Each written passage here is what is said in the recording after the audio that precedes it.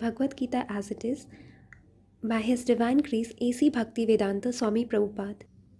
ॐ ज्ञानतिमिरन्धस्य ज्ञानञ्जनशलाकया चक्षुरुन्मिलितं येन तस्मै श्रीगुरुवे नमः। श्रीचैतन्यमनोभीष्टं स्थापितं येन भूतले स्वयं रूप कदा मह्यं ददाति स्वपदान्तिकं। वन्देऽहं श्रीगुरो श्रीयुतपदकमलं श्रीगुरुन् वैष्णवांश्च श्रीरूपं साग्रजातं सहगण रघुनाथान्वितं तं सजीवं साद्वैतं सावधूतं परिजनसहितं कृष्णचैतन्यदेवं श्रीराधाकृष्णपादान् सहगणललिता श्रीविशाखान्वितांश्च। नमो विष्णुपादाय कृष्णपृष्ठाय भूतले श्रीमते भक्तिवेदान्त स्वामिनित्य नामिने। नमस्ते सारस्वते देवे गौरवाणी प्रचारिणे निर्विशेषशून्यवादी पाश्चात्यदेशतारिणे। नमो महावदन्याय कृष्णप्रेमप्रदायते कृष्णाय कृष्णचैतन्य नामने गौरतुषे नमः। हे कृष्णा करुणा सिन्धो दीनबन्धो जगत्पते गोपीश गोपिकान्त राधाकान्त नमोऽस्तु ते।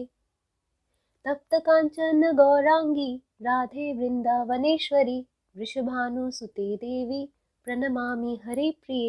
वाञ्छाकल्पतरुभ्यश्च कृपासिन्धुभ्य एव च पतितानां पावनेभ्यो वैष्णवेभ्यो नमो नमः। जय श्री कृष्ण चैतन्य प्रभु नित्यानंद श्री अद्वैत गदाधर श्रीवासादि गौरभक्तवृंदा। हरे Krishna Krishna Krishna Hare Hare Hare Ram Ram Ram Hare Hare.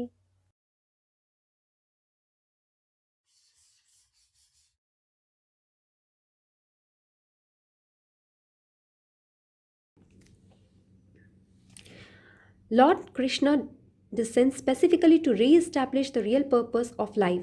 When man forgets that purpose, even then, out of many, many human beings who awaken, there may be one who actually enters the spirit of understanding his position, and for him, this Bhagavad Gita is spoken. Actually, we are all swallowed by the tigress of nations, but the Lord is very merciful upon living entities, especially human beings. To this end, he spoke the Bhagavad Gita, making his friend Arjuna his student. Being an associate of Lord Krishna, Arjuna was above all ignorance. But Arjuna was put into ignorance on the battlefield of Kurukshetra just to question Lord Krishna about the problems of life so that the Lord could explain them for the benefit of future generations of human beings and chalk out the plan of life. Then man could act accordingly and perfect the mission of human life. The subject of the Bhagavad Gita entails the comprehension of five basic truths. First of all, the science of God is explained, and then the constitutional position of the living entities, jivas. There is Ishvara, which means the controller, and there are jivas, the living entities which are controlled. If a living entity says that he is not controlled but that he is free, then he is in sin. The living being is controlled in every respect, at least in his conditioned life. So, in the Bhagavad Gita, the subject matter deals with the Ishvara, the supreme controller, and Jivas, the controlled living entities, Prakriti, material nature, and time, the duration of existence of the whole universe, or the manifestation of material nature, and karma, activity, are also discussed. The cosmic manifestation is full of different activities. All living entities are engaged in different activities from Bhagavad Gita. We must learn what God is, what the living entities are, what Prakriti is, what the cosmic manifestation is, how it is controlled by time, and what the activities of the living entities are.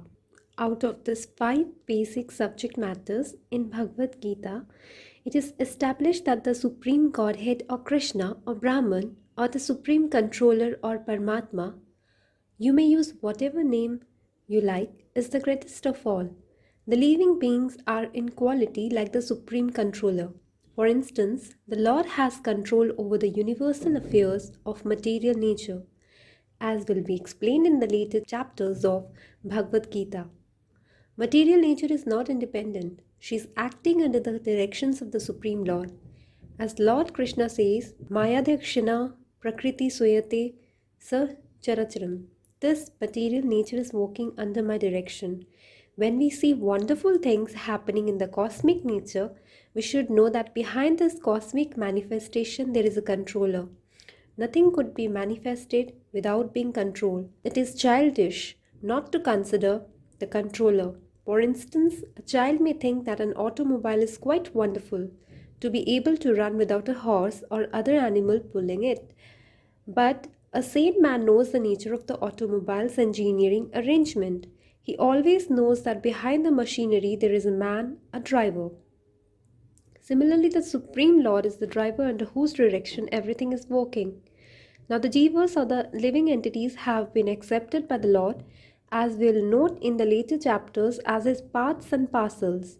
A particle of gold is also gold, a drop of water from the ocean is also salty, and similarly, the living entities, being part and parcel of the Supreme Controller, Ishvara or Bhagwan, Lord Sri Krishna, have all the qualities of the Supreme Lord in minute quantity, because we are minute Ishvaras, subordinate Ishvaras.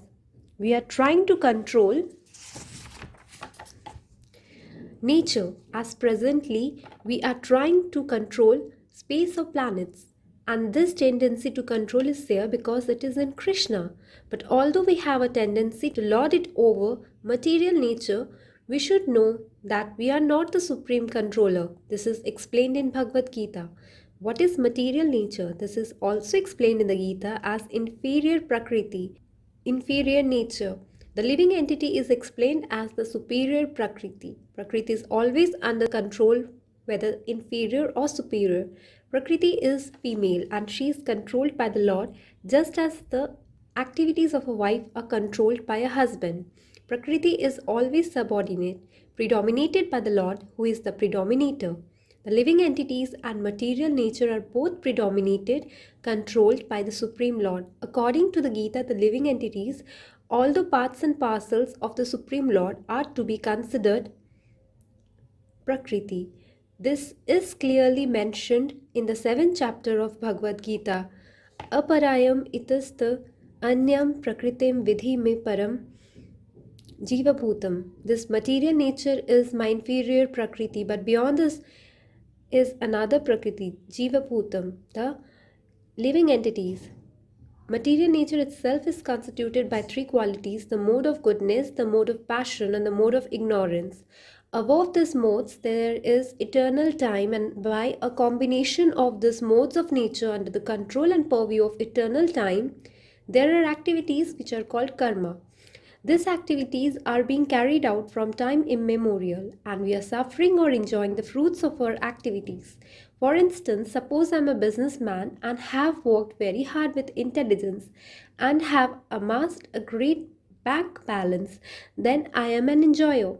But then, say I have lost all my money in the business, then I am a sufferer.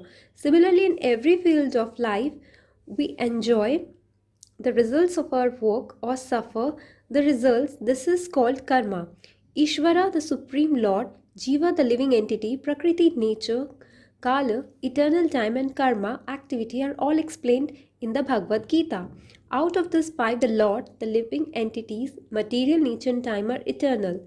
The manifestation of Prakriti may be temporary, but it is not false. Some philosophers say that the manifestation of material nature is false, but according to the philosophy of Bhagavad Gita, according to the philosophy of the Vaishnavas, this is not so. The manifestation of the world is not accepted as false. It is accepted as real but temporary. It is likened unto a cloud which moves across the sky, or the coming of the rainy season which nourishes grains. As soon as the rainy season is over and as soon as the cloud goes away, all the crops which were nourished by the rain dry up. Similarly, this material manifestation takes place at a certain interval, stays for a while, and then disappears. Such are the workings of Prakriti. But this cycle is working eternally. Therefore, Prakriti is eternal. It is not false. The Lord refers to this as my Prakriti. This material nature is the separated energy of the Supreme Lord, and similarly, the living entities are also the energy of the Supreme Lord, although they are not separated but eternally related. So, the Lord, the living entity, material nature, and time are all interrelated and are all eternal. However, the other item, karma, is not eternal. The effects of karma may be very old indeed. We are suffering or enjoying the results of our activities from time immemorial. But we can change the results of our karma or our activity, and this change depends on the perfection of our knowledge. We are engaged in various activities. Undoubtedly, we do not know what sort of activities we should adopt to gain relief from the actions and reactions of all these activities. But this is also explained in the Bhagavad Gita.